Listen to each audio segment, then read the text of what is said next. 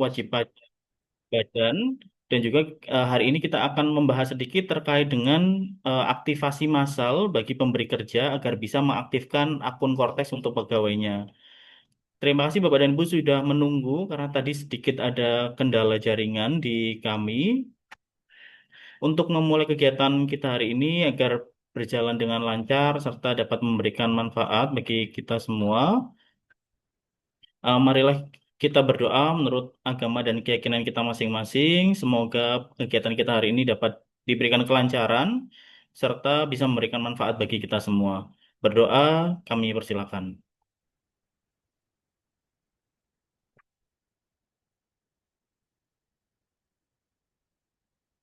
Berdoa dicukupkan. Baik, seperti yang saya sampaikan tadi di awal kegiatan kita hari ini, jadi untuk kegiatan kelas pajak pada 11 Desember 2025 hari ini, kita akan membahas terkait dengan SPT tahunan badan SPT 1771 untuk tahun 2024. Jadi memang beberapa wajib pajak yang kami undang pada hari ini sesuai dengan sistem informasi Direktorat Jenderal Pajak terdapat pelaporan yang belum dilakukan untuk SPT 1771 di tahun 2024. Oleh karena itu, kami memberikan kelas pajak ini, jadi nanti Bapak dan Ibu bisa menyimak agar nantinya bisa melaporkan SPT tahunan badannya, atau nanti Bapak dan Ibu kalau mengalami kesulitan, nanti juga bisa langsung untuk berkonsultasi kepada kami di helpdesk offline kami di KPP Pratama Surabaya Karangpilang. Untuk materi kita nanti akan dibagikan di akhir kegiatan nih Bapak dan Ibu. Jadi silahkan disimak dulu, dipelajari dulu bagaimana cara untuk melaporkan SPT 1771 dan nanti juga akan saya bahas sedikit terkait dengan aktivasi massal bagi pemberi kerja untuk karyawannya. Jadi agar nanti Bapak dan Ibu tidak kesulitan saat membuat bukti potong A1 atau mungkin A2. Nah, Bapak dan Ibu bisa mengaktifkan korteks karyawannya dengan melakukannya secara massal. Nah, nanti akan saya berikan tutorialnya di akhir sesi. Jadi yang pertama nanti kita akan bahas terlebih dahulu terkait dengan SPT 1771, kemudian nanti kita akan membahas terkait dengan aktivasi massalnya. Baik, langsung saja kita mulai. Saya mohon izin untuk share screen Bapak dan Ibu.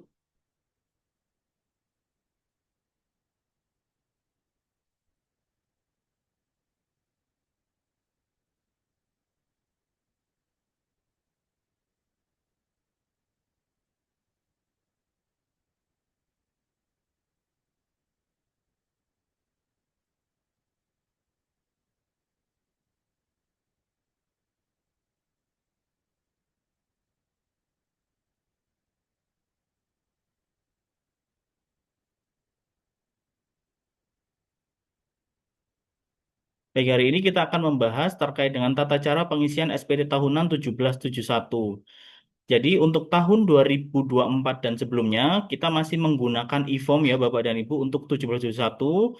Namun untuk tahun 2025 ini yang nanti dilaporkan mulai 1 Januari 2026 sampai 30 April 2026, nantinya Bapak dan Ibu sudah tidak menggunakan e-form lagi tapi sudah menggunakan Cortex.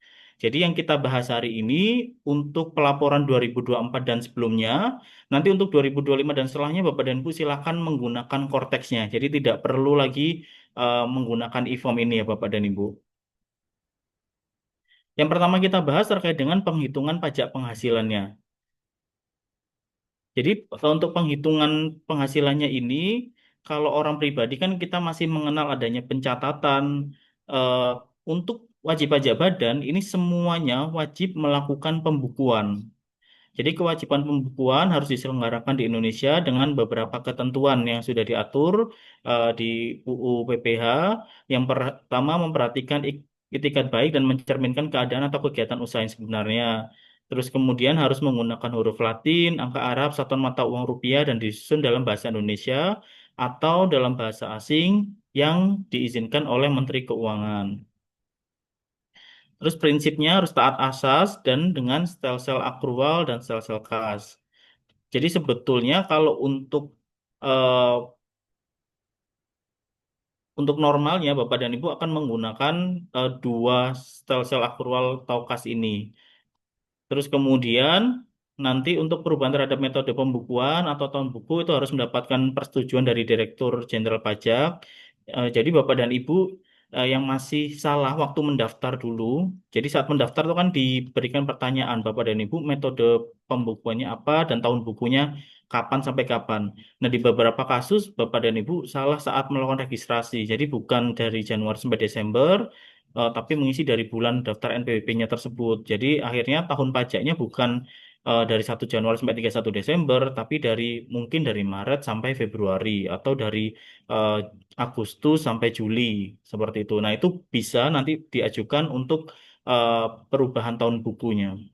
Terus kemudian sekurang-kurangnya terdiri dari catatan mengenai harta, kewajiban, dan modal. Catatan ini itu kan adanya di neraca ya Bapak dan Ibu, serta penghasilan dan biaya. Nah, itu kan ada serta penjualan dan pembelian ini kan adanya di laporan laba rugi. Jadi eh, dari 5 elemen laporan keuangan yang wajib Bapak dan Ibu sertakan untuk lapor SPT tahunan adalah laba rugi dan neracanya. Jadi Bapak dan Ibu nanti siapkan terlebih dahulu jika memang laba rugi dan neracanya belum tersedia. Jika sudah, nanti Bapak dan Ibu bisa langsung mengikuti pelaporan hari ini. Nanti akan saya asistensi. Atau nanti Bapak dan Ibu juga bisa langsung ke helpdesk kami. Nanti akan kami bantu. Tapi mohon untuk dipersiapkan terlebih dahulu. Minimal laba rugi dan racanya ya Bapak dan Ibu. Terus kemudian pembukuan dengan menggunakan bahasa asing dan mata uang selain rupiah dapat diselenggarakan setelah mendapatkan izin dari Menteri Keuangan. Nah, untuk ketentuan pajak penghasilannya, di sini ada dua, Bapak dan Ibu bisa menggunakan PPh pasal 25 atau tarifnya di pasal 17 dan 31E, atau Bapak dan Ibu jika masih bisa menggunakan PP 23 contoh PP 55 tahun 2022 itu juga bisa. Nah, yang membedakan apa? Apabila usaha Bapak dan Ibu memiliki omset sampai dengan 4,8 miliar dalam 1 tahun pajak, maka Bapak dan Ibu masih bisa menggunakan tarif yang 0,5%, asalkan masih memenuhi ketentuannya juga. Contoh untuk CV, Bapak dan Ibu hanya bisa menggunakan tarif 0,5% ini untuk 4 tahun dari eh, sejak tahun terdaftarnya. Contoh Bapak dan Ibu memiliki CV ABC. CV ABC ini terdaftar di tahun 2021. Artinya, CVABC ini hanya bisa menggunakan tarif yang 0,5% itu dari 2021, 22, 2023, dan sampai 2024 saja. Di tahun 2025 nanti, di pelaporannya, CVABC sudah wajib menggunakan tarif umum.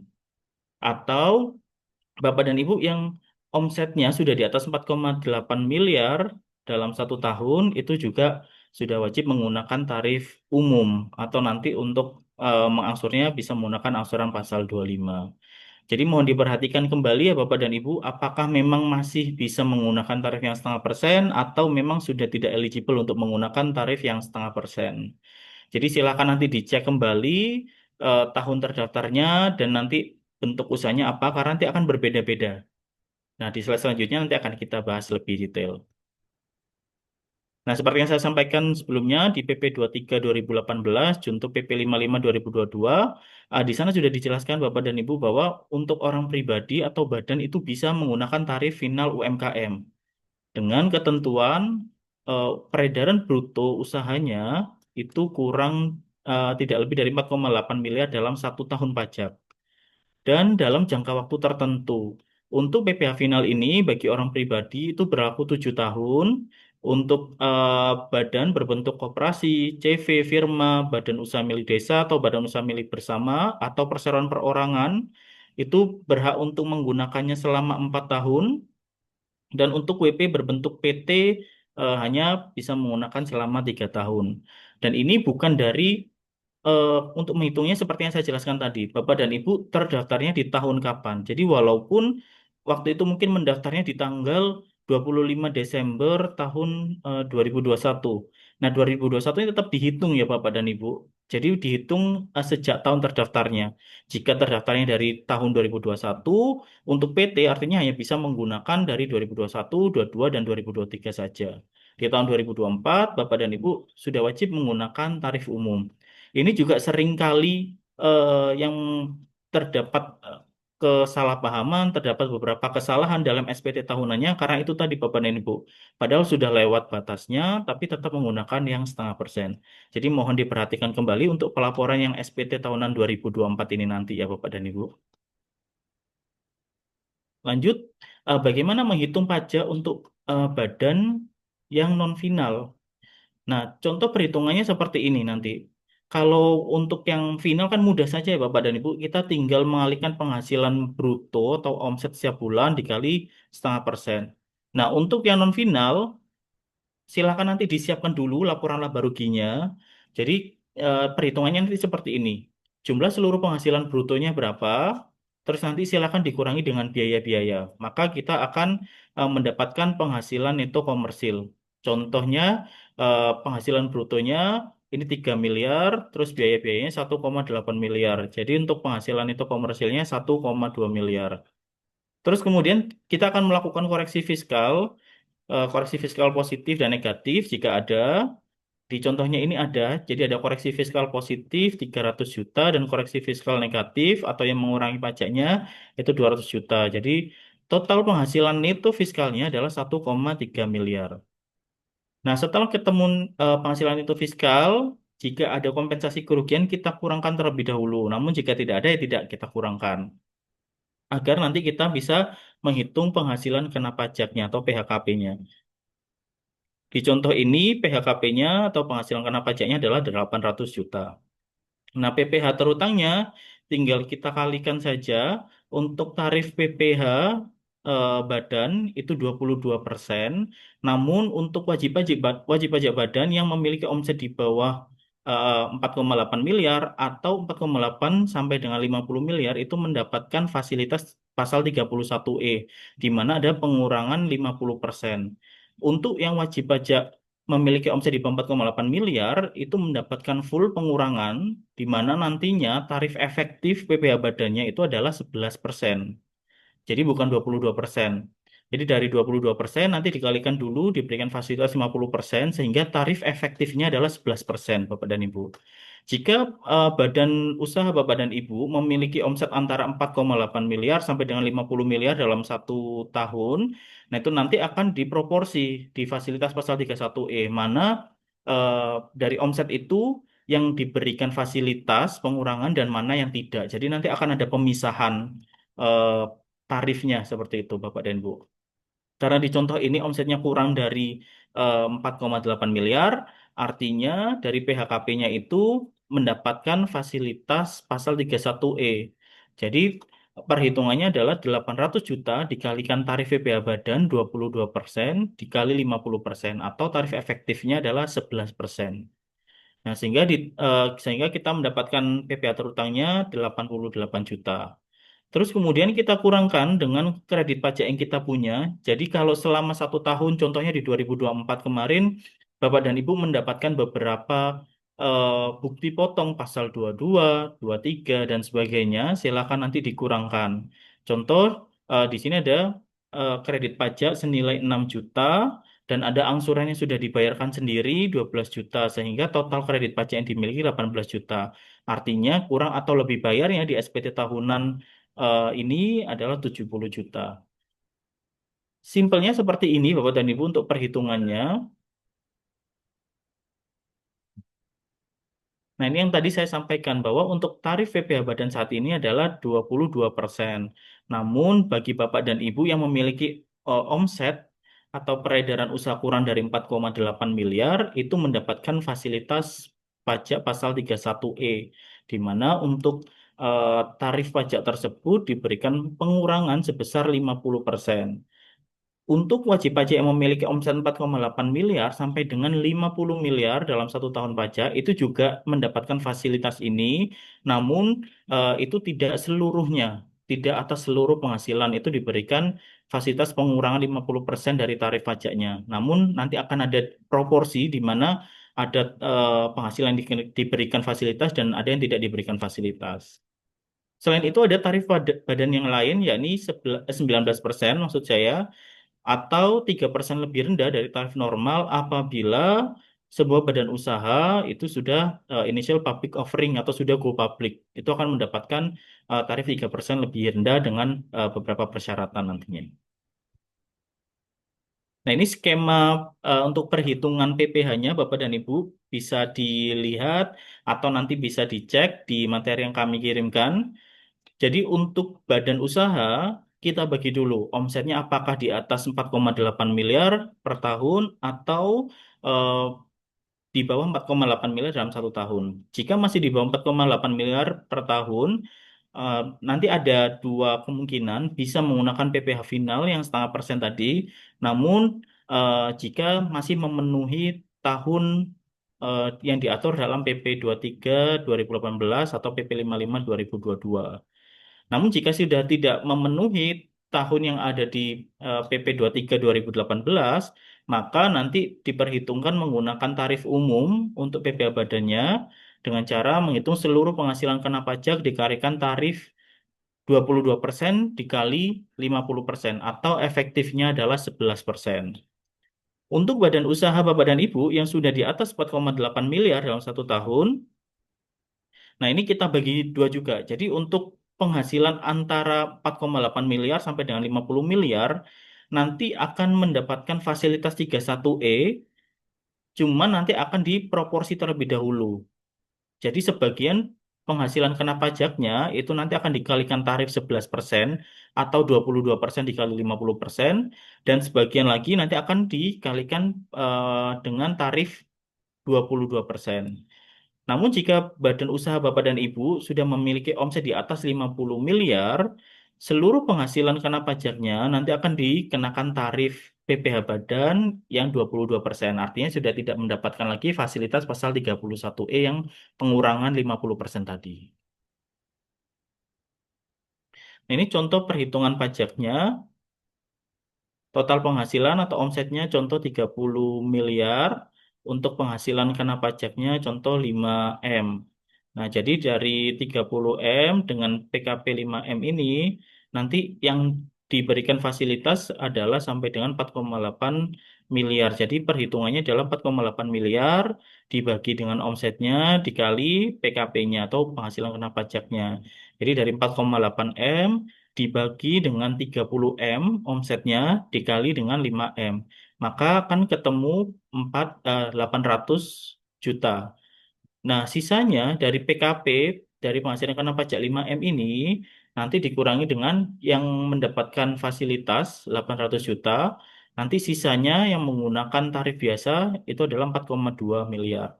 Jadi yang 800 juta tadi kita berikan tarif 11% atau 22% kali 50%. Untuk yang 4,2 miliar, karena ini sudah diproporsi dan itu di atas yang mendapatkan fasilitas, itu kita kenakan tarif umum yang 22%. Jadi PPh-nya adalah 88 juta untuk yang mendapatkan fasilitas, yang untuk menggunakan tarif biasa 924 juta atau total 1M sekian ini. Nah, selain kita harus memahami cara perhitungan pajaknya, kita juga harus memahami terkait dengan apa itu kredit pajak. Jadi, kredit pajak ini adalah pembayaran pajak di awal sebagai pengurang pajak terutang. Saat Bapak dan Ibu transaksi dengan wajib pajak badan lain, Bapak dan Ibu nantinya akan dilakukan pemotongan. Contoh PT ABC bertransaksi dengan PT XYZ. PT ABC ini memberikan contoh jasa untuk memperbaiki ruangan seperti itu. Nah, saat PT ABC melakukan perbaikan tersebut, nanti PT XYZ ini akan membayarkan ke PT ABC. Nah, dari pembayaran tersebut akan dipotong PPh pasal 23 dan nanti akan diterbitkan bukti potong. Bukti potong itu yang Bapak dan Ibu silakan simpan. Nanti saat SPT tahunan itu akan menjadi kredit pajak Bapak dan Ibu. Jadi contoh dari transaksi tersebut sudah dipotong 1 juta untuk PPh pasal 23-nya. Nah, dari bukti potong itu nanti yang Bapak dan Ibu masukkan di SPT, nanti kredit pajak itu akan mengurangi PPh terutang sebesar 1 juta. Seperti itu mekanismenya Bapak dan Ibu. Contohnya ini ada PPh pasal 22, ada PPh pasal 23, mungkin ada pembayaran PPh oleh WP sendiri. Kalau Bapak dan Ibu memiliki angsuran PPh pasal 25 itu nanti juga sebagai kredit pajak atau pengurang PPh Bapak dan Ibu di tahun 2024 atau PP yang dipotong untuk dibayar di luar negeri PPh pasal 24. Ini untuk dokumen-dokumen yang wajib dilaporkan saat pelaporan SPT tahunan. Yang pertama ada SPT-nya itu sendiri. Terus kedua laporan keuangan. Ini tidak semua elemen laporan keuangan harus Bapak dan Ibu buat. Jadi sesuai dengan SHK kan harusnya ada 5 laporan di dalam laporan keuangan itu sendiri. Cuman yang wajib Bapak dan Ibu buat adalah laba rugi dan neraca. Nah itu silakan dibuat. Nanti kalau Bapak dan Ibu kesulitan dalam pelaporan SPT-nya bisa langsung ke helpdesk agar kami bantu pelaporannya. Terus kemudian perhitungan peredaran bruto dan pembayaran khusus untuk WP UMKM yang menggunakan tarif PP 23 2018. Di sini ada sedikit typo. Contoh PP 55 2022. Jadi kalau Bapak dan Ibu masih menggunakan tarif yang setengah persen, nanti juga harus dibuatkan perhitungan peredaran brutonya. Yang isinya adalah eh, penghasilan bruto di setiap masa dan PPh yang dibayarkan. Contoh nanti tinggal dibuatkan aja. Januari omset contoh 100 juta. PPh-nya berapa yang disetorkan. Terus Februari omsetnya berapa dan PPh-nya berapa. Nah, pencatatannya simpel saja seperti itu Bapak dan Ibu. Terus jika Bapak dan Ibu badannya membebankan utang atau biaya bunga, nah itu Bapak dan Ibu harus juga melampirkan laporan DER dan utang swasta luar negeri. Terus kemudian jika Bapak dan Ibu terdapat transaksi afiliasi, Bapak dan Ibu yang memenuhi kriteria ini juga wajib melampirkan dokumen induk atau master file dan local filenya. Terus kemudian CPCR jika Bapak dan Ibu memiliki transaksi afiliasi dan memenuhi kriteria yang ditetapkan. Jadi itu juga wajib untuk melampirkan CBCR-nya. Atau Bapak dan Ibu jika ada biaya promosi, biaya entertainment, itu juga harus melampirkan daftar nominatif untuk biaya-biaya tersebut. Namun jika Bapak dan Ibu tidak membiayakan hal tersebut, contohnya tidak ada biaya promosi, biaya entertainment, terus tidak ada pembebanan terkait dengan biaya bunga, silakan nanti untuk SPT-nya dilampiri dengan laporan keuangan berupa laba rugi dan neraca, serta jika Bapak dan Ibu masih menggunakan tarif UMKM, silakan untuk melampirkan penghitungan peredaran bruto dan pembayarannya. Baik, kita lanjutkan ke tata cara pengisian SPT tahunan 1771-nya. Nah, ini sebagai contohnya ada PT Dian Sejahtera berdiri dan memiliki NPWP sejak tahun 2018. Jika kita melaporkan SPT tahun 2024, artinya PT Dian ini sudah tidak menggunakan PPh UMKM ya Bapak dan Ibu. Karena untuk PT berdiri sejak tahun 2018, artinya hanya bisa menggunakan PPh UMKM untuk tahun 18, 19, dan 2020 saja. Sejak tahun 2021, seharusnya PT Dian Sejahtera sudah menggunakan tarif umum. Terus kemudian bergerak di bidang penjualan mesin dan dalam kegiatan usahanya PT Dian melakukan impor mesin dari Jepang dan Cina. PT Dian Sejahtera memiliki modal usaha sebesar 5M, peredaran usaha dan tahun-tahun sebelumnya telah melebihi 4,8 miliar per tahun. Selain itu, PT Dian menyelenggarakan pembukuan untuk menghitung pajak terutang dan terdapat kredit pajak berupa PPh pasal 22 impor sebesar 53 juta sekian dan angsuran PPh pasal 25-nya 60 juta. Baik, dari data tersebut kita akan mengisi. Nah, ini untuk laporan keuangannya yang harus Bapak dan Ibu lampirkan adalah neraca dan laba rugi. Namun jika Bapak dan Ibu laporan keuangannya telah diaudit, laporan audited tersebut yang harus dilampirkan dalam SPT tahunan. Namun jika unaudit, silakan dibuat neraca dan laba ruginya untuk diupload di SPT tahunan 1771-nya. Jika Bapak dan Ibu juga di neracanya ada beberapa aset yang memiliki akumulasi penyusutan, silakan juga nanti dibuat daftar penyusutannya Bapak dan Ibu, jadi agar nanti memudahkan pengisian di SPT-nya. Ini contoh daftar kredit pajaknya untuk pasal 22 impor. Nah, kita mulai untuk pengisiannya. Yang pertama nanti silakan Bapak dan Ibu akses. DJP online di www.pajak.go.id atau bisa langsung di djponline.pajak.go.id. Kemudian Bapak dan Ibu silakan login menggunakan NPWP badannya, bisa menggunakan yang 15 digit atau yang 16 digit. Terus kemudian silakan dimasukkan passwordnya dan juga untuk CAPTCHA yang ada di halaman depan DJP online. Jika Bapak dan Ibu lupa passwordnya, silakan nanti diklik lupa kata sandi dan harus dipersiapkan EVIN-nya ya Bapak dan Ibu. Setelah login, kita klik lapor, terus kemudian kita klik pelaporan, kemudian kita klik e-form. Nah, saat kita klik e-form, nanti kita akan diarahkan ke menu ini. Jadi ada beberapa menu. Yang pertama, arsip SPT. Ini akan memunculkan daftar SPT yang Bapak dan Ibu sudah laporkan. Terus kemudian ada tab untuk buat SPT. Nah, untuk membuat SPT, kita klik yang buat SPT, Bapak dan Ibu. Terus kemudian kita pilih tahun pajak. Karena ini Bapak dan Ibu belum melaporkan yang 2024, nanti silakan diklik untuk tahun pajaknya dipilih yang 2024. Terus jenis SPT-nya dipilih yang rupiah, statusnya normal. Terus kemudian media pengiriman token silakan dipilih, bisa melalui email atau bisa melalui nomor handphone. Terus kemudian kita klik kirim permintaan. Nah, saat muncul notifikasi sukses ini, Bapak dan Ibu tinggal ditunggu saja, nanti akan terunduh secara otomatis PDF e-form tersebut. Jadi ini tinggal diklik tutup, terus kemudian silakan dicek di downloadnya, di PC atau di laptop yang Bapak dan Ibu gunakan. Nanti akan terunduh PDF atas e-form yang harus Bapak dan Ibu isi terlebih dahulu.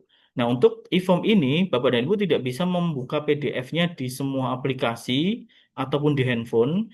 Jadi memang untuk mengisi e-form itu spesifik hanya bisa menggunakan Adobe Acrobat DC. Kalau Bapak dan Ibu nanti coba ternyata nggak bisa dibuka, nanti silakan chat ke Telegram kami, Bapak dan Ibu, nanti agar kami kirimkan eh, aplikasi Adobe Acrobat DC yang bisa dibuka, yang bisa digunakan untuk membuka e-form SPT tahunan badan. Nah, ini contohnya Bapak dan Ibu. Bentuk e-formnya akan berbentuk PDF seperti ini, namun ini tidak bisa diisi di semua PDF reader. Contoh, Bapak dan Ibu mungkin punya eh, Voxit atau punya aplikasi lain, itu tidak bisa untuk mengisi e-form. Jadi, memang hanya bisa dibuka dan diisi menggunakan Adobe Acrobat dan itu untuk seri tertentu juga Bapak dan Ibu. Jika nanti Bapak dan Ibu buka ternyata tidak bisa, kami sarankan silakan nanti chat ke Telegram kami yang nanti nomornya akan kami bagikan di kolom komentar. Nanti silakan di chat, nanti akan kami kirimkan untuk aplikasi Adobe Acrobat yang support untuk pengisian SPT 1771. Saat kita buka, nanti kita akan diarahkan ke halaman depan atau di induk SPT 1771. Di sini nanti akan ada identitas wajib pajak yang sudah terisi secara otomatis, namun biasanya nomor handphonenya kosong. Jika nomor handphonenya kosong, nanti silakan Bapak dan Ibu isi dengan nomor yang aktif dan bisa dihubungi. Jadi, semisal ada data yang kurang atau ada yang perlu kami konfirmasi, bisa kami hubungi melalui nomor telepon tersebut. Terus kemudian eh, setelah kita mengisi yang bagian induk, karena pengisian SPT itu harusnya dari lampiran paling belakang, jadi di induknya ini nanti ada di atas bagian ini ada menu-menu yang bisa kita akses. Nah, ini kita ganti dulu ke lampiran yang paling belakang, baru nanti kita kembali lagi ke induk untuk cek ulang apakah perhitungan PPh-nya sudah benar. Apakah data yang kita input sudah benar. Yang pertama, kita langsung ke lampiran khusus 1A dulu. Jadi di lampiran khusus 1A ini eh, terkait dengan daftar penyusutan dan amortisasi fiskal. Seperti yang saya sampaikan tadi, jika Bapak dan Ibu di neracanya ada aset-aset yang memiliki eh, nilai penyusutan atau akumulasi penyusutan, silakan Bapak dan Ibu mengisi lampiran khusus 1A ini. Jadi di sini nanti Bapak dan Ibu sebutkan jenis hartanya, nanti masuk ke kelompok berapa, nama hartanya, bulan dan tahun perolehannya kapan, serta nanti eh, akan muncul nilai penyusutan Bapak dan Ibu isi nilai penyusutan fiskal tahun ini. Itu nanti yang nilainya akan terbawa di bagian induk untuk diperhitungkan sebagai beban penyusutan dan amortisasinya. Jika tidak ada, tidak perlu Bapak dan Ibu isi, bisa dilanjutkan ke lampiran berikutnya. Kita masuk ke lampiran 6. Lampiran 6 ini diisi dengan daftar penyertaan modal pada perusahaan afiliasi. Jadi jika Bapak dan Ibu terdapat penyertaan modal pada perusahaan yang memiliki afiliasi dan perusahaan Bapak dan Ibu, Bapak dan Ibu harus mendeklarasinya di lampiran 6 ini. Jadi silakan diisi nama, alamat, NPWP, nilai rupiah, dan persentase penyertaan modal pada perusahaan afiliasinya. Jika lampiran 6 tadi tidak ada kegiatan afiliasi Bapak dan Ibu atau tidak ada related partinya, itu tidak wajib untuk diisi. Yang wajib kita isi di lampiran 5 ini kita akan mengisi tentang eh, pemegang saham atau pemilik modal, terus juga kita akan mengisi daftar susunan pengurus dan komisaris. Lampiran 5 ini wajib Bapak dan Ibu isi, jadi tidak bisa dikosongkan. Jadi nanti kalau Bapak dan Ibu eh, dari belakang tadi dari lampiran 6 tidak ada yang diisi, terus kemudian di lampiran 5 ini harus diisi ya Bapak dan Ibu, bagian A dan bagian B. Di bagian A ini kita akan masukkan daftar pemegang saham atau pemilik modal, serta jumlah dividen yang dibagikan. Nanti di bagian B-nya kita akan mengisi daftar susunan pengurus dan komisarisnya. Kita lanjutkan isian ke lampiran 4. Di lampiran 4 ini kita akan mengisi tentang PPh final dan penghasilan yang tidak termasuk objek pajak. Jadi contoh perusahaan Bapak dan Ibu memiliki aset berupa deposito, tabungan, seperti itu yang ada bunganya. Nah, silakan untuk mendeklar total DPP atau penghasilan dari bunga deposito tersebut, terus PPh terutangnya berapa. Dan ini tidak terbatas pada bunga deposito saja, Bapak dan Ibu. Jadi PPh final ini termasuk juga jika Bapak dan Ibu jika memiliki usaha terkait dengan jasa konstruksi, atau Bapak dan Ibu memiliki usaha yang masih menggunakan skema PP 23 2018, itu nanti di inputnya di sini, di lampiran 4. Di lampiran 4B yang bagian bawah itu nanti ada penghasilan yang tidak termasuk objek pajak. Jika Bapak dan Ibu memiliki penghasilan di tahun 2024 yang termasuk penghasilan yang tidak termasuk objek pajak, itu harus juga di-declare di sini. Jadi mungkin ada bantuan atau sumbangan, hibah, terus kemudian ada bagian laba yang diterima perusahaan modal ventura dari badan pasangan usaha. Nah itu nanti silakan penghasilan brutonya untuk diinput di 1771 lampiran 4 bagian B. Kita lanjut ke lampiran 3.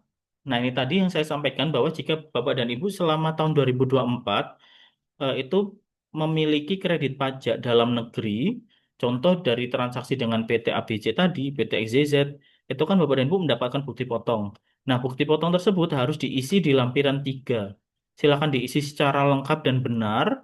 Eh, Nanti untuk isiannya ada nama pemotong, NPWP, jenis penghasilan, objek output, PPh output, nomor bukti, tanggal bukti, alamat pemotongan, eh, dan keterangan atau NTPN. Nah, isian ini nanti Bapak dan Ibu isi sesuai dengan bukti potong yang Bapak dan Ibu terima. Jadi silakan dicek kembali apakah memiliki kredit pajak. Jika memiliki, silakan nanti diisi di lampiran 3. Jika tidak ada, lampiran 3 ini bisa dikosongkan ya Bapak dan Ibu. Jadi sifatnya tidak wajib untuk diisi. Kita lanjut ke lampiran 2. Di lampiran 2 ini kita akan melakukan perincian terhadap HPP, biaya usaha lain, biaya dari luar usaha secara komersil. Nah, jadi tinggal Bapak dan Ibu buka laba ruginya, terus kemudian tinggal kita isikan lampiran 2 ini berdasarkan laporan laba rugi yang kita telah susun sebelumnya. Contoh di bagian paling kiri itu ada eh, rincian biaya-biayanya, dan kalau Bapak dan Ibu cek di kolomnya, dari kiri ke kanan itu nanti kita klasifikasikan. Jadi contoh eh, apakah itu termasuk di HPP atau kita masukkan ke biaya usaha lainnya atau dari biaya dari luar usaha. Nah, kita masukkan biaya-biaya itu semua yang ada di laporan laba rugi. Contoh di sini ada pembelian sebesar 11,5 miliar. Nah, itu kita masukkan di bagian HPP, di bagian pembelian bahan atau barang dagangan. Dan seterusnya sampai semua biaya-biayanya ini yang ada di laba rugi tercover di lampiran 2. Jadi contoh yang biaya operasional ini kita gabung eh, jadi satu di biaya usaha lainnya, terus di pendapatan dan biaya usaha lain-lain kita juga ada biaya yang kita klaim, eh, biaya lain-lain sebesar 18.500. Nah ini silakan nanti Bapak dan Ibu masukkan biaya-biaya terkait dengan HPP, biaya usaha lain, biaya luar usaha secara komersil. Jadi dari laba rugi nanti tinggal Bapak dan Ibu pindahkan di lampiran 2 ini. Nah, sekarang kita masuk ke lampiran satu. Lampiran satu ini kita menghitung penghasilan itu secara fiskal. Jadi di lampiran dua tadi kan sudah kita masukkan biaya-biaya yang terkait biaya-biaya secara komersilnya. Nah, di lampiran satu ini kita nanti akan mengisi terkait dengan penghasilan itu komersil yang nanti akan kita adjust dengan koreksi fiskal positif atau negatif sehingga nanti ketemu penghasilan itu secara fiskalnya. Contoh ini peredaran usaha, kita masukkan dari laba rugi lagi. Contoh di sini 15,8 miliar, jadi kita input. Nah, untuk B, C, D, di penghasilan itu komersil dalam negeri, itu Bapak dan Ibu tidak perlu mengisi karena isiannya sudah otomatis mengambil data dari lampiran 2 tadi. Jadi untuk HPP, biaya usaha lainnya, PH neto dari usaha itu akan menghitung secara otomatis. Terus kemudian tinggal kita masukkan juga di bagian E untuk penghasilan dari luar usaha.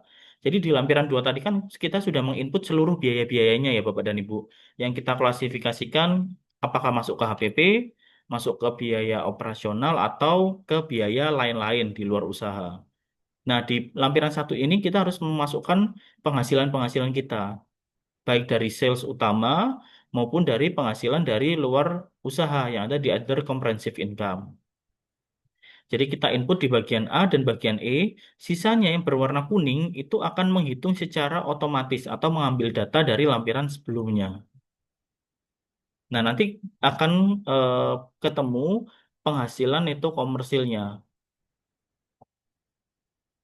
Terus kemudian di bagian 5 dan 6 kita akan melakukan penyesuaian fiskal positif dan fiskal negatif. Sehingga nantinya kita akan mendapatkan penghasilan itu sesuai dengan fiskal karena sudah kita lakukan penyesuaian fiskal positif dan negatif.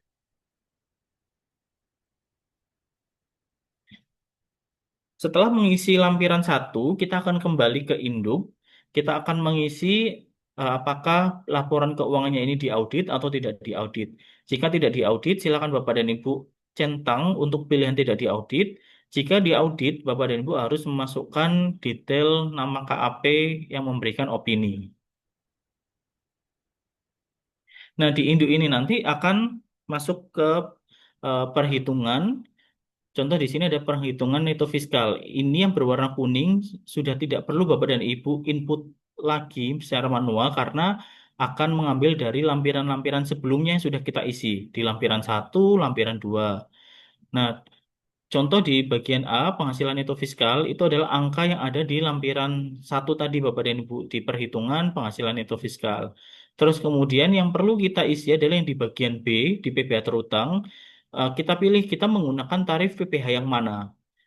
Ini contohnya kita menggunakan tarif PPh pasal 31E ayat 1, terus kemudian akan terisi secara otomatis di sini PPh terutangnya. Jadi Bapak dan Ibu nggak perlu mengisi secara manual, cuma nanti untuk memastikan silakan dihitung ulang apakah perhitungannya sudah benar menggunakan rumus yang tadi ada di slide ini nanti Bapak dan Ibu. Terus kemudian untuk kredit pajak dalam negerinya ini juga tidak perlu Bapak dan Ibu input di nomor 8A. Jadi tadi kan kita sudah menginput di lampiran 3. Nanti akan muncul di bagian induk dan otomatis akan mengurangi PPh kita. Nah, ini kan PPh terutangnya 1,3 M, terus kemudian kita memiliki kredit pajak dengan total 53 juta. Jadi PPh yang harus dibayar sendiri adalah 1,2 miliar sekian. Tapi kita juga memiliki angsuran pasal 25. Nah, angsuran pasal 25 ini datanya tidak ditarik secara otomatis. Jadi pada nomor 10 bagian A, silakan Bapak dan Ibu isi secara manual. Jadi kan kita sudah memiliki kredit pajak 60 juta yang sudah kita bayarkan setiap bulan. Nah, itu kita input 60 juta di sana, sehingga nanti kita mendapatkan PPh kurang dibayarnya adalah 1,2 sekian. Nah, itu adalah merupakan pasal 29 yang harus kita setorkan sebelum kita submit SPT-nya. Nah, di induk lanjutan, kalau di lampiran induk tadi kemudian kita next, ini ada induk lanjutan. Di induk lanjutan ini kita akan menghitung angsuran PPh pasal 25 untuk tahun berjalan atau tahun berikutnya setelah Bapak dan Ibu lapor. Kan tadi sudah ada perhitungannya menjadi dasar perhitungan angsurannya adalah 7M sekian. Terus PPh terutangnya 1,3 sekian, terus dikurangi kredit pajak. Nanti akan menghitung secara otomatis di mana PPh pasal 25 setelah kita submit SPT ini nanti menjadi 105.249.140. Itulah yang harus kita bayarkan setiap bulan yang nanti akan menjadi kredit pajak di tahun berikutnya. Nah, setelah kita mengisi seluruh isian sampai di induk lanjutan ini, di bagian bawah nanti kita harus mencentang apa saja lampiran-lampiran yang akan kita upload beserta SPT ini nanti. Yang pertama nanti kan ada SSP terkait dengan pembayaran pasal 29 karena SPT-nya bernilai kurang bayar. Terus kemudian laporan keuangan itu juga wajib ya Bapak dan Ibu. Terus kemudian bagian C, transkrip kutipan elemen itu juga bersifat wajib. Cuma nanti itu akan kita isi setelah ini. Terus kemudian karena tadi ada daftar penyusutan, jadi kita centang juga di bagian D. Nah, Bapak dan Ibu biasanya jangan sampai lupa untuk mengisi yang di bagian bawah di pernyataannya, nanti diisi tanggal dan tempat pelaporan SPT tahunannya. Karena kadang itu terlupa, jadi saat mau disubmit, oh ini kok nggak bisa gitu. Ternyata di bagian pernyataan ini belum diisi untuk kota dan tanggal tempat pelaporan SPT tahunannya. Setelah kita isi untuk penandatangan tadi, nah jadi kalau kita cek di induk lanjutan bagian atas, ini nanti akan muncul lampiran lagi Bapak dan Ibu. Oh, ini lampiran apa gitu. Ini adalah lampiran transkrip elemen laporan keuangan itu yang harus kita isi juga Bapak dan Ibu. Jadi setelah mengisi di bagian bawah ini, nanti Bapak dan Ibu scroll lagi ke atas, nanti di atas ini silakan dipilih Bapak dan Ibu mengisi kutipan elemen laporan keuangannya yang mana. Karena nanti akan tersedia beberapa kutipan sesuai dengan usaha Bapak dan Ibu. Karena ini tadi perusahaan dagang yang dicontohkan, kita akan klik lampiran 8A nomor 2 untuk perusahaan dagang. Nanti isinya seperti ini. Jadi Bapak dan Ibu nanti tinggal menyalin dari neraca dan laba rugi yang Bapak dan Ibu siapkan. Untuk akun-akunnya jelas akan berbeda, namun nanti silakan Bapak dan Ibu sesuaikan dari neraca dipindahkan ke elemen dari neraca yang ada di lampiran 8A2 ini. Kalau kita scroll ke bawah, nanti akan ada elemen dari laporan laba rugi. Ini juga sama, tinggal kita pindahkan dari laporan laba rugi saja yang sudah kita buat sebelumnya. Di nomor 3 ini elemen transaksi dengan pihak-pihak yang memiliki hubungan istimewa. Jadi kalau Bapak dan Ibu tidak memiliki afiliasi, nomor 3 ini bisa kita skip saja, tidak perlu kita isi. Selanjutnya setelah kita mengisi elemen-elemen tadi, kita bisa submit SPT-nya. Jadi ini di halaman terakhir SPT-nya kita akan mengupload laporan keuangannya karena tadi sesuai dengan transaksi yang dilakukan termasuk dengan eh, wajib pajak tidak memiliki afiliasi dan sebagainya. Jadi yang wajib dilampirkan adalah laporan keuangannya berupa laporan laba rugi dan neraca. Itu bisa Bapak dan Ibu scan menjadi satu file dan laporan keuangan ini untuk yang diupload berupa PDF. Jadi semua unggahannya di e-form itu berbentuk PDF dan maksimal untuk laporan keuangannya adalah 20 MB. Jadi silakan disesuaikan kembali size-nya jika memang unggahnya terlalu besar. Setelah kita upload, kita scroll ke bawah, kita akan memasukkan kode verifikasi untuk submit e-form yang Bapak dan Ibu telah isi. Nah, untuk kode verifikasinya ini, saat tadi Bapak dan Ibu unduh di DJP online, itu sebetulnya langsung akan mengirimkan kode verifikasi e-formnya. Jadi tinggal Bapak dan Ibu cek di email yang terdaftar, terus kemudian kita masukkan kode verifikasinya, setelah itu kita submit. Nah, setelah kita submit, nanti akan muncul BPE-nya seperti ini, Bapak dan Ibu. Artinya, eh, laporan SPT 2024 yang Bapak dan Ibu siapkan tadi sudah berhasil dilaporkan di sistem informasi Direktorat Jenderal Pajak. Nah, untuk pelaporannya sudah selesai, Bapak dan Ibu. Saya rasa Bapak dan Ibu eh, sudah cukup paham, cukup familiar dengan ya, e-form ini ya Bapak dan Ibu. Ini mungkin berupa refreshment aja untuk mengingatkan kembali tata cara pengisiannya dan bagaimana cara mengisi e-form 1771 itu. Namun jika Bapak dan Ibu mengalami kesulitan untuk melaporkan SPT-nya, kami sarankan bisa langsung ke helpdesk kami di KP Pratama Surabaya Karangpilang di jam layanan kami hari Senin sampai Jumat pukul 8 sampai jam 16. Nanti yang perlu dibawa adalah dipastikan sudah membuat laporan keuangannya berupa laba rugi dan raca ya Bapak dan Ibu. Jadi minimal ada dua laporan tersebut dan Bapak dan Ibu mengetahui akses ke DJP online-nya atau kalau lupa password nanti dibawa EVIN-nya. Nanti silakan ke helpdesk kami akan kami bantu untuk pelaporan SPT-nya. Atau jika masih mengalami kesulitan untuk datang ke sini, Bapak dan Ibu bisa melaporkan sendiri. Nanti akan kami bagikan materi ini, tinggal Bapak dan Ibu ikuti step by step pelaporannya. Nah, selain untuk menjelaskan terkait dengan SPT tahunan 1771 tadi, saya juga mengimbau Bapak dan Ibu pimpinan badan usaha untuk mengimbau karyawannya agar segera melakukan aktivasi Cortex ya Bapak dan Ibu. Jika ada yang belum, nanti akan terkendala bagi Bapak dan Ibu saat akan menerbitkan A1, bukti potong A1-nya. Dan itu nanti kan A1 akan digunakan oleh karyawannya untuk melaporkan SPT tahunan orang pribadinya. Namun tidak usah khawatir jika ada karyawannya yang belum aktivasi Cortex-nya, Bapak dan Ibu sebagai pimpinan di perusahaannya atau di badan usahanya itu tetap bisa untuk melakukan aktivasi Cortex bagi karyawannya secara massal. Jadi pilihannya dua, silakan Bapak dan Ibu meminta karyawannya agar bisa ke KPP terdekat atau melakukan aktivasi secara mandiri. Atau yang kedua, Bapak dan Ibu bisa mengajukan aktivasi secara massal. Nah, ini yang sedikit saya jelaskan.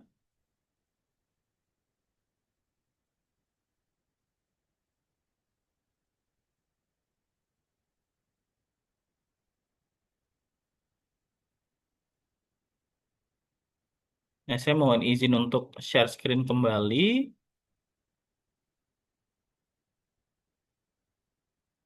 Jadi ini panduan validasi dan registrasi massal NIK. Jadi ini bisa dilakukan oleh pemberi kerjanya, Bapak dan Ibu.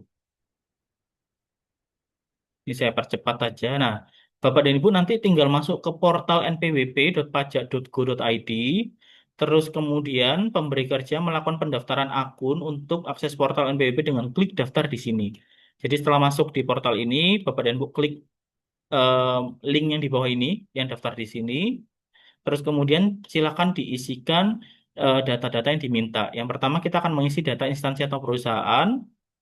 Jadi masukkan NPWP 15 atau 16 digit pemberi kerja, terus kemudian nama instansinya akan muncul secara otomatis, terus masukkan email pemberi kerja yang aktif dan dapat diakses untuk proses verifikasi permohonan. Jadi di nomor 3 ini silakan nanti diinput email instansi Bapak dan Ibu. Kemudian kita klik selanjutnya, kita akan mengisi data penanggung jawabnya. Nah, data penanggung jawab ini seharusnya akan terisi secara otomatis. Namun, jika ada yang kosong, itu memang tidak bisa dilanjutkan ke step berikutnya. Jadi, kalau ada data di nomor 5 ini yang masih kosong, Bapak dan Ibu kami sarankan bisa ke KPP terdaftar. Jadi, Bapak dan Ibu yang terdaftar di KPP Karangpilang, silakan datang ke kami, nanti ke loket TPT untuk melakukan update data atau perubahan data penanggung jawabnya. Jadi kalau ada yang kosong di nomor 5 ini, di 4 kolom ini, silakan nanti datang ke KPP untuk melakukan perubahan data. Terus kemudian kita isi detail penanggung jawab yang bagian 6 ini. Jika sudah, kita klik selanjutnya. Kita akan mengisi data staff yang ditunjuk untuk mengisi aktivasi massal ini Bapak dan Ibu. Jadi silakan diisi NPWP 16 digit staf atau pegawai Bapak dan Ibu yang ditunjuk yang telah diaktifasi menjadi NPWP. Jika sudah, kita isi secara lengkap, kita klik selanjutnya. Nah, di nomor 9 ini kita pilih validasi NIK. Di nomor 10 kita buat kata sandinya. Ini kata sandi untuk masuk ke portal NPWP saja ya Bapak dan Ibu, bukan ke Cortex ataupun ke DJP online. Terus kemudian kita juga akan membuat PIN, ini berupa angka. Terus kalau sudah, nanti di sini ada eh, formulir untuk registrasi. Jadi Bapak dan Ibu tinggal klik di sini. Di sini ada linknya. Nanti akan terunduh dokumen yang itu harus Bapak dan Ibu isi dulu, nanti baru di-upload untuk bisa melanjutkan prosesnya. Nah, nanti format dokumen yang diunduh akan seperti ini. Ini tinggal Bapak dan Ibu isi, terus kemudian dicetak untuk ditandatangani. Setelah itu silakan dikonvert menjadi PDF. Nah, setelah jadi PDF, nanti kita upload di menu yang sini tadi. Di sini kan ada pilih file. Nah, di pilih file ini kita pilih file PDF tersebut, terus kemudian tinggal kita submit. Nah, nanti setelah kita submit akan ada email yang masuk. Nah, itu tinggal kita klik untuk verifikasi permohonan. Jika sudah kita klik, nanti akan muncul menu sukses seperti ini. Nah, setelah sukses, kita sudah memiliki akun di portal NPWP. Kita tinggal login menggunakan email yang tadi kita daftarkan, terus kemudian menggunakan password yang sudah kita buat, kita masukkan CAPTCHA, terus kemudian kita login. Nah, setelah itu kita akan mengunggah Excel validasi. Caranya, setelah kita login tadi, kita klik validasi, terus kemudian di bagian petunjuk ini ada format Excel-nya. Ini tinggal kita download saja, Bapak dan Ibu. Terus kemudian kita isi karyawan-karyawan yang akan kita aktifkan akun Cortex-nya. Jadi yang kita isi adalah NIK-nya, nama, nomor HP, serta email yang aktif. Silakan diisi seluruh isiannya bagi karyawan Bapak dan Ibu yang masih belum aktif akun Cortex-nya. Terus kemudian setelah itu tinggal kita upload saja, nanti akan muncul monitoring seperti ini. Jadi di bagian B ini akan muncul eh, tanggal uploadnya, nama filenya. Nah ini nanti akan ada statusnya. Jika selesai, nanti bisa dicek detailnya mana-mana saja yang karyawannya berhasil diaktifasi dan tidak. Eh, Terus kemudian kalau Excel-nya ada yang gagal, berarti nanti ada yang salah di servernya atau salah isiannya, nanti bisa diperbaiki kembali. Nah, kalau kita cek statusnya, nanti akan muncul seperti ini. Jadi, bisa jadi ada status-status seperti ini. Jadi, valid by data Dukcapil jika data NIK dan nama sudah sesuai. Valid by eh, data portal, respon ini diberikan ketika NIK dan nama sudah tervalidasi, namun data tersebut sudah pernah divalidasi sebelumnya. Atau ada yang tidak valid seperti ini. Nah, nanti yang tidak valid seperti ini, silakan nanti disampaikan untuk bisa memperbaiki datanya. Jadi sudah seperti itu saja step untuk validasinya. Silakan Bapak dan Ibu nanti juga menghimbau karyawannya agar segera mengaktifkan Cortex-nya sebelum 31 Desember karena nanti untuk 1 Januari 2026 pelaporan SPT tahunan sudah menggunakan akun Cortex Bapak dan Ibu. Baik, saya cek tidak ada pertanyaan. Mungkin saya himbau kembali Bapak dan Ibu yang belum mengisi daftar hadir bisa mengisi daftar hadir dan nanti untuk materinya akan kami bagikan di kolom komentar. Silakan nanti dicek di sana. Kalau Bapak dan Ibu ada pertanyaan terkait dengan SPT tahunan 2024, eh, mungkin ada yang sudah melaporkan tapi kok tetap diundang di kelas pajak. Nah, itu boleh nanti chat ke Telegram kami untuk kami cek datanya lebih lanjut. Tahu Bapak dan Ibu yang mau melaporkan tapi ada bingung-bingungnya, walaupun tadi sudah mengikuti kelas pajak ini, silakan nanti bisa menghubungi kami juga melalui Telegram atau bisa datang langsung ke helpdesk kami agar kami pandu terkait dengan pelaporan SPT tahunannya.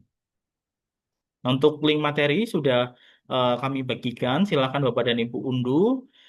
Jika Bapak dan Ibu ada kendala, sekali lagi terkait dengan pelaporan SPT tahunan 2024, kami sarankan agar bisa segera menghubungi kami, agar bisa kami pandu, agar kami bantu untuk pelaporan SPT 2024-nya. Karena mulai 1 Januari 2026 itu sudah masuk ke SPT 2025 yang nantinya sudah menggunakan pelaporan di Cortex, Bapak dan Ibu. Jadi biar kewajiban di DJP online-nya bisa segera terselesaikan. Nanti Januari kita akan fokus melaporkan SPT tahunan badan di Cortex.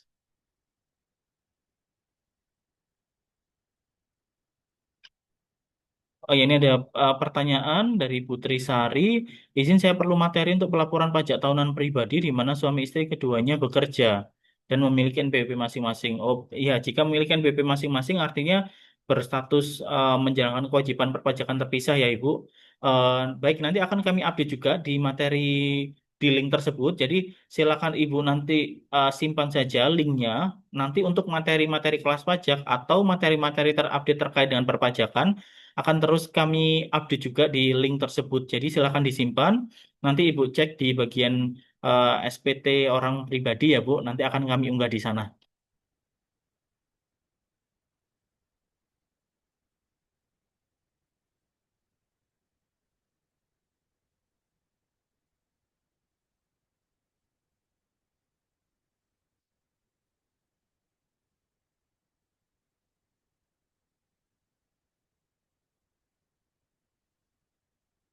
Ya baik, saya cek sudah tidak ada pertanyaan lagi. Mungkin oh ini ada pertanyaan untuk pembetulan SPT 2024 apakah masih di DJP jika ada kekurangan pembayaran? Betul Ibu, jika eh, Bapak dan Ibu masih ada yang perlu dibetulkan, eh, itu akan mengikuti tahun pajaknya. Jadi cut off-nya adalah di 1 Januari 2025. Untuk masa Januari 2025 dan ke depannya, Bapak dan Ibu sudah harus menggunakan Cortex. Tapi jika ada pembetulan sebelum 2025, contohnya ini di SPT 2024, silakan nanti menggunakan DJP online ya Bu. Bapak dan Ibu. Nanti untuk pembetulannya bisa melalui DJP online.